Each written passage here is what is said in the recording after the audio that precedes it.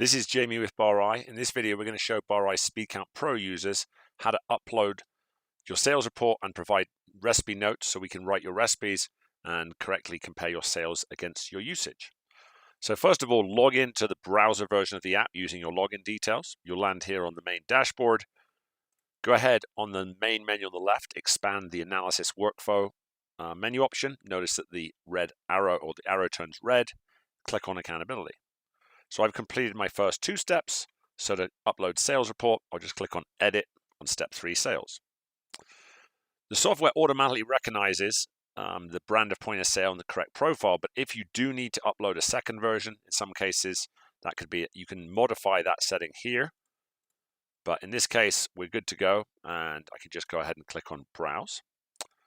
So it's always handy when you save your sales report to timestamp it. Just makes it easy not to get confused. Go ahead and double click. You'll receive a preview of the information. It's a good idea to see. I just know that on this point of sale, we always have this 2 eggs with meat.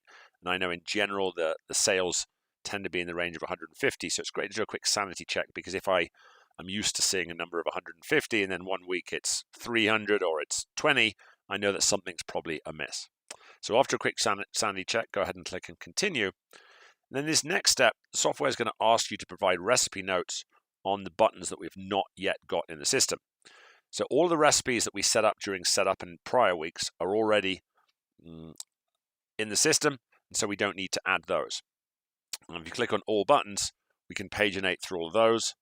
But for now, we want to focus on the to-do items. And notice we've got 12 items here. So there's essentially 3 types of buttons. The first type of button is a button which doesn't use any alcohol. So most commonly, those would be food buttons. So in this case, kids hash obviously does not include usage of any alcoholic products. And so we click on do nothing. Same with side chicken hash and Christmas. Same with glasses.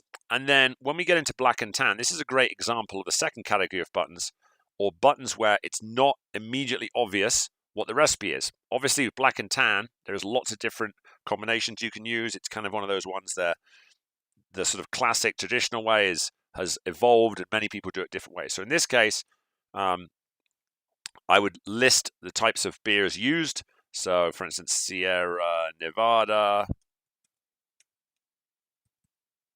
half pint plus, I'm not honestly sure what they use here, but I would list the second one here and pretend like it's Coors Light, half pint.